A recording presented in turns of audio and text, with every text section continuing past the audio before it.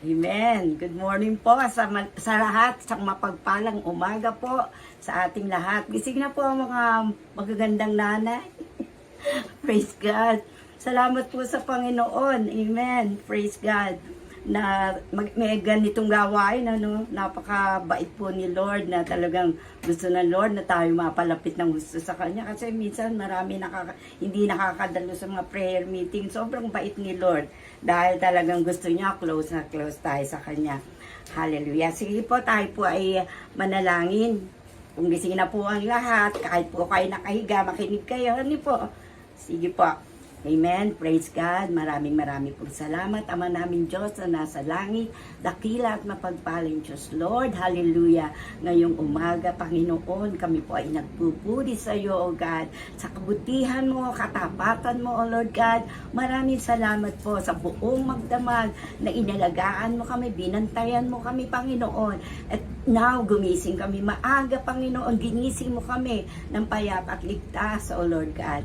Hallelujah, hallelujah. Begin the day right, O God, nakasama ka namin. Maraming pong salamat, O God. At ngayong umaga, amin pong pagbubulay-bulayan ng iyong salita, Panginoon, kasama ng aking mga kapatiran.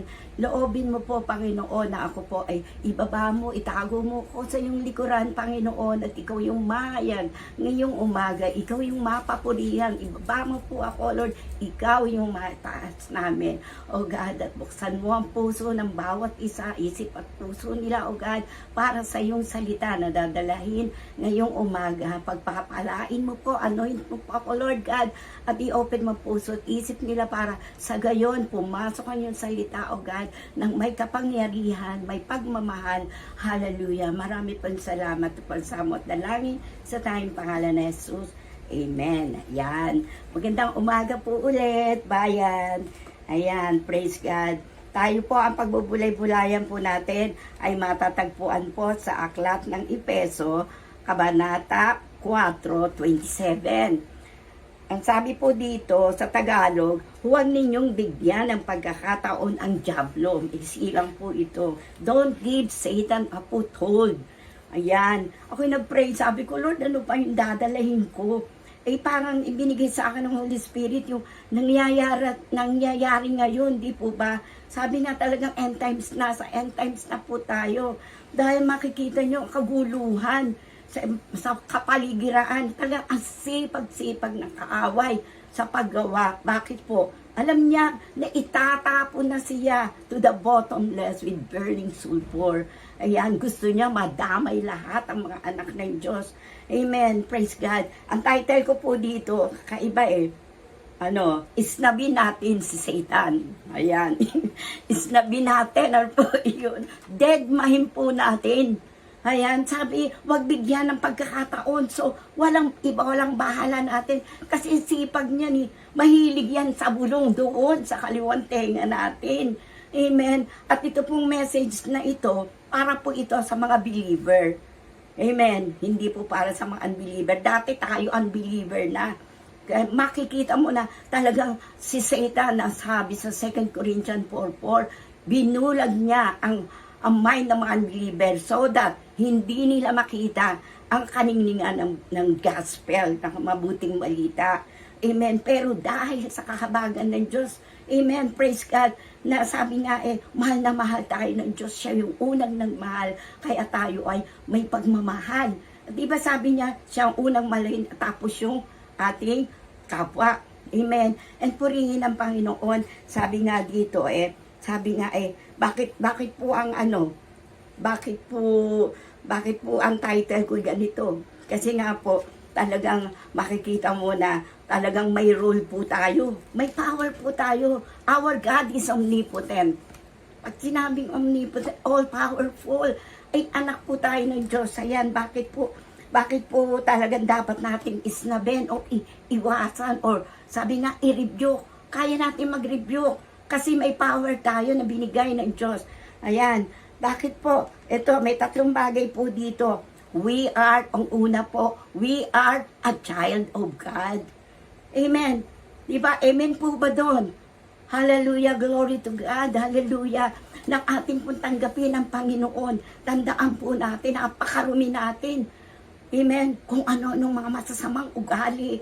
Ayan. Sabi nga sa Isaiah 1:18, let us reason together. Diba? Sabi ng Panginoon, gaano makakapula, parang red as crimson, ang inyong mga kasalanan. Sabi ganun, papuputiin ko yan katulad ng snow. Diba? Glory to God. Na kahit anong sama, kapag tayo'y nag-repent, pag tayo'y tawag dito, nagkaroon ng relasyon sa Panginoon, kayang i-blot it out ng Panginoon yan. Burahin, maging kasing puti. Parang hindi ba yung indelible ink, ang hirap tanggalin. Parang ganun. Pero sa Diyos, walang imposible. Amen. Thank you, Lord. Hallelujah. Praise God. At sabi nga tayo mga anak ng Diyos, sabing ganun, lagi nating alalahanin para hindi po tayo matakot sa ginagawa ni Satan. Fear not. Amen. Dahil natanggapin natin nandun yung Holy Spirit, di po tayo mariligaw. Ano po ang role ng Holy Spirit na nasa puso natin? Di ba? I-guide tayo, turuan tayo, di ba? At kung tayo nagkakamali, kinukonvict tayo. Amen. Ganun ang kabutihan ng Panginoon dahil tayo ay mga anak niya. Amen. Praise God. At sabi nga, yung problema natin, minsan namumroblema, yan yung gawa ng kaaway. Gusto ng kaaway, ay, diyan na born again ka. Wala, maghihirap ka lang dyan. Amen. Ang daming problema, sabing ganon. Pero tandaan po natin, anak tayo ng Diyos. At yung problema yan, gaano man yan karami, yung problema na yan, mga trials na yan, tandaan natin, napakalaki po ng Diyos. Amen. Sabi nga, heaven is His throne, and earth, yung footstool niya, dito na intapakan niya. Di po ba? So wala tayong dahilan para tayo matakot kay Satan. Amen. Learn to say no to Satan. Paano natin malalaman ang gawa ng kaaway? Pag po yan ay wala po yan sa Bible, yan po ay sa kaaway. At lagi pong opposite. Amen. As a devil po, opposite ng gusto ng Diyos. Amen. Hallelujah. Makikita mo talagang ang katangian ni Satan talagang grabe. John 10:10, di po ba? Bumaba siya at siya ay naibaksak dito. Ayan, nandito siya to kill, steal, and destroy. Amen. Pero ang Diyos, di ba? Bakit siya narito? To give us life abundantly. Amen. Praise God. So, kailangan lamang na lagi nating alalahanin na tayo anak ng Diyos. Kaya mahiya po tayo pag tayo ay kumaliwa. Sabi, talagang look up. Yan, no left and right. Just look up. Focus po tayo sa ating Diyos na napakabuti, sa ating Savior. Dahil kung wala siya, sabi na, without God, we can do nothing. Amen. Pangalawa po is, we are chosen. Amen. To God be the glory, pinili po tayo ng Diyos. Kaya wala po tayong alalahanin. Tandaan natin, ito yung teritoryo ni Satan. Amen. Praise God. At tayo pinili ng Diyos. Kaya po purihin ng Diyos. Lagi tayo magpuri sa Panginoon. Dahil talagang nandoon na talagang tayo sa Panginoon. Amen. Ang nakakalungkot nga lang po.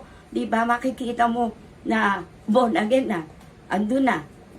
Tumanggap na sa Panginoon. Pero makikita mo na sumasablay. Ibig sabihin, tayo po yung nagkulang. Amen. Hallelujah. Ang Diyos po ay nagbigay nga sa atin ng Diyos ng power Tsaka sabi, put on yung ating baluti. Isuot natin. Laban sa kaaway, yung faith natin. Nang tanggapin natin ng Holy Spirit. Di po yung faith natin nandoon. Pero sabi nga, faith without action is dead. Ano po ang action doon? Lagi po tayong mananalangin. Amen. 2 Thessalonians 5:17. Pray without ceasing. Amen. Lahat ng oras manalangin tayo ka. Anong ginagawa natin? Kasi nandiyan po 2 Peter 5:18 ba yun? Hindi ko lang nagkakamali. The enemy, the devil is roaring like a lion, seeking someone to devour. Talagang gusto niya tayong silain. Amen. Kaya kung wala tayong baluti, shield of faith, helmet of salvation, di po ba, word of God, ayan, kayang-kaya tayong masila. Amen. Nagdadaw tayo. Kaya po yung faith natin, hilingin natin sa Panginoon na i-level up yung ating faith. Amen. Hindi na po tayo baby. Di po ba? Tayo po ay nanggaling doon sa baby Christian na puro, kumbaga, milk lang ang iniinom. Kailangan na pag habang tumatanda, gaya ako, matanda na ako. So, kailangan na meat na ang kakainin. Amen. Hindi na po tayo sensitive. Hindi na po tayo tampuhin. Kahit anong mangyari, talagang doon tayo focus sa Panginoon. Yun yung ng faith natin. Nagpapatibay. Amen. Praise God. Purihin ang Panginoon. Hallelujah. Glory to God. At ang pangatlo po is, we are more than conqueror. Amen. Ayan. Napagtagumpayan na po ng Diyos sa mundo. Anak tayo. So, makakapagtagumpay po tayo. Diba? We are overcomer. Amen. Hallelujah. Kapag po nasa atin ang Panginoon, ngayong Holy Spirit, makikita mo yan. Pagka tayo may ginagawa na hindi tama, ano po yun? Nagko-convict. May conviction. Kaya nakakalungkot yung Kristiyano na may Holy Spirit na, pero wala pa rin conviction. Ayan, kaya talagang we need prayers. Amen. Glory to God. Hallelujah. Praise God. At lahat ng bagay mapagtatanggumpayan natin kahit kahirapan, mga problema. Amen. To God be the glory. Ako nung una, lumamig ang faith ko nung mawala po ang aking brother husband. Pero purihin ng Panginoon. Meron palang purpose si Lord. Diba? And purihin ng Diyos na ligtas na yung asawa ko. Tumanggap na siya. Naglingkod na sa Panginoon. Parang kumbaga, nalungkot lang ako. Parang kay Nanay Angie, nalungkot tayo. Pero nandoon yung joy na bigay ni Lord dahil nasa piling na sila ng Panginoon. Wala na yung sakit. Wala na yung problema. Amen. Praise God. Thank you, Jesus. Maraming salamat po, Panginoon. Hallelujah, hallelujah. At kami nga po pala, oh Lord God, sabi nga, fight the good fight of faith. Amen. Hindi tayo makakarating ng race natin, makakatapos kung tayo may patigil-tigil, ng lalambot, ng hihina, at nagbaback out. Amen. Makarinig lang tayo ng hindi natin gusto sa mga preaching. Amen. No one is perfect. Kung may kapintasan ng ating mga pastors, tayo ang may papel po tayo. Ipag-pray po natin. Baka tayo yung nagkukulang. Amen. Sabi nga, talagang mahalin, igalang, sundin ang mga leaders natin. Amen. Praise God. Hallelujah. Sila inilagay ng Panginoon. Amen. Kung wala sila, paano na tayo? Wala na yung faith natin. Hindi na yan magle-level up. Kaya yung yung ating mga services, ang laking bagay. Amen. Prayer meeting, don't what. Tapos yung everyday na nagpipray tayo. Tapos ito, nadagdag pa to. Purihin ang Panginoon. Kasi ang katandaan, ako pa matanda ng hirap matulog talaga. At ako po ay nagdi-devotion ng 3. Pagkatapos nag-uulit-ulit po ako ng tulog. Kasi hindi ako matulog sa gabi. Purihin ng Diyos na ito nadagdagan. Diba? Matutulog ako konti, gigising ako ng 6. Pero nandoon yung kagalakan sa puso ko. Amen. Dahil ang Diyos ay napakabuti talaga. Hindi tayo tinitigilan hanggang hindi tayo nagiging close sa Kanya. Amen. Thank you, Lord. At ang conclusion po natin ay talagang nandito po, sabing ganon, huwag tayong bibigay. Huwag tayong tawag dito. Magpatuloy po tayo. Kumapit lang po tayo sa Panginoon. Yung faith natin ay hilingin natin sa Diyos na maging genuine faith yan, na kahit anong dumating, kaya natin dahil sa tulong ng Panginoon. Amen. Glory to God. Praise God. Hallelujah. Hallelujah. Thank you, Lord God.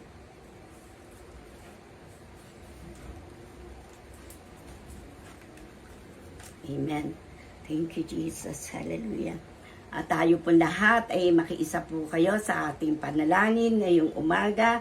Napakabuti po ng Diyos dahil may Diyos tayo na dinudulugan, sinasanggunian. Hallelujah.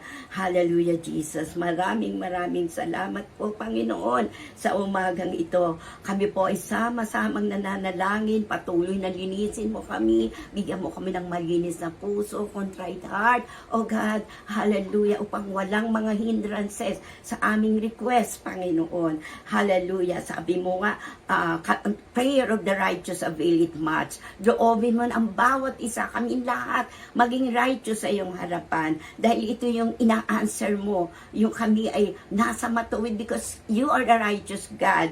Hallelujah. Marami pong salamat, O God. At itinataas po namin ngayon, una sa lahat, ang aming minamahal na bansa, Panginoon. Ikaw ang nagbigay ng bansang Pilipinas, O God.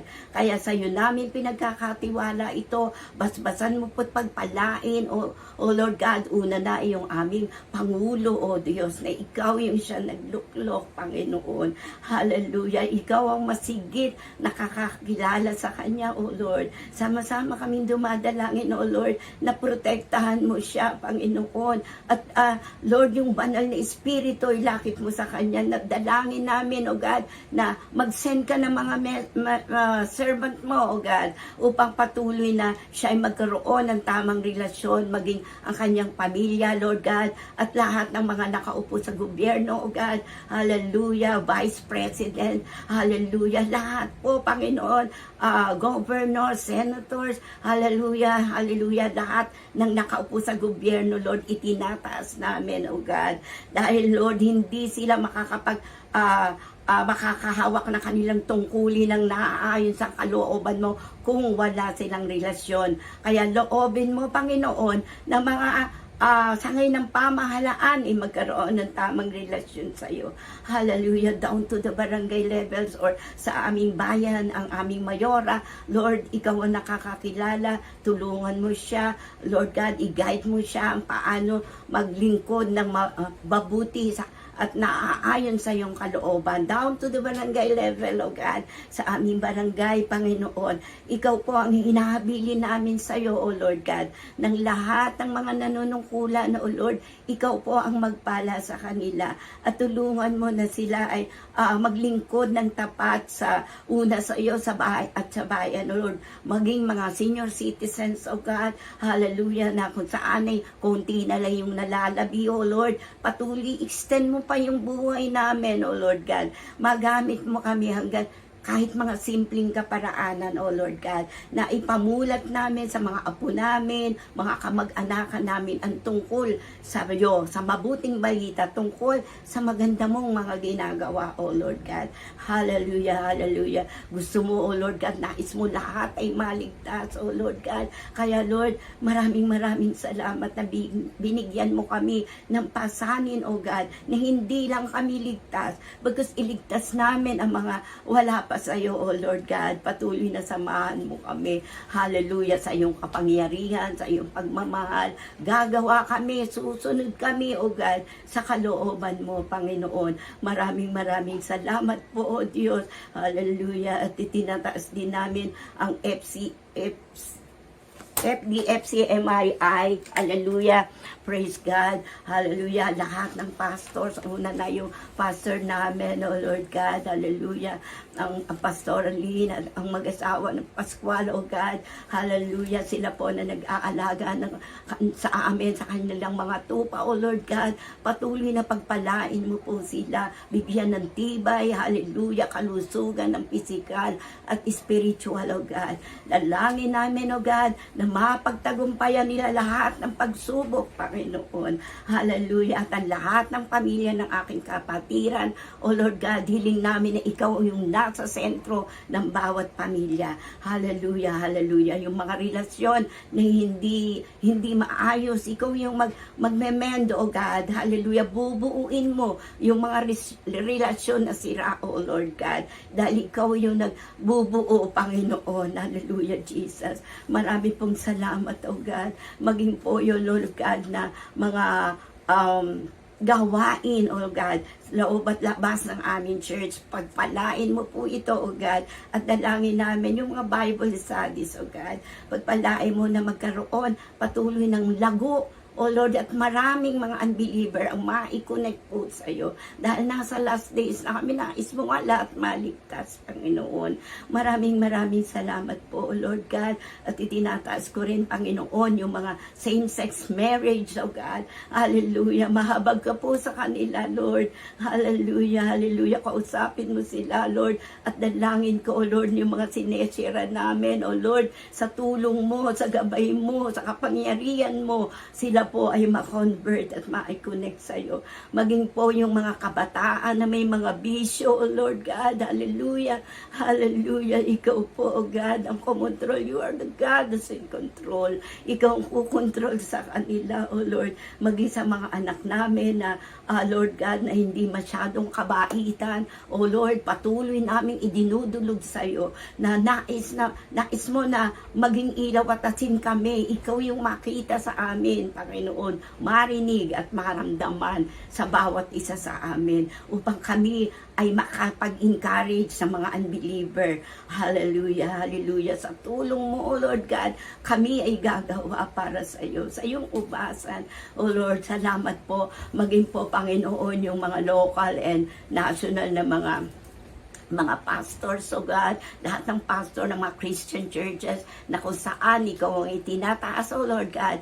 Hallelujah. Pagpalain mo sila, i-bless mo lahat ang kanilang mga gawain, palaguin mo ang kanilang gawain, O Lord God.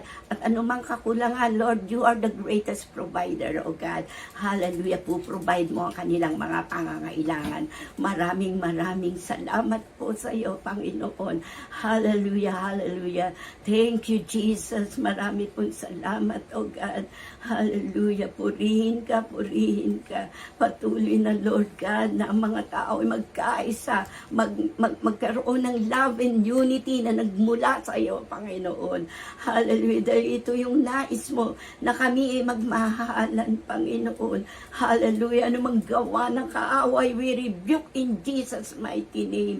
Dahil ikaw yung makapangyarihan at kaming lahat ay mananagumpay. Marami pong salamat, O God.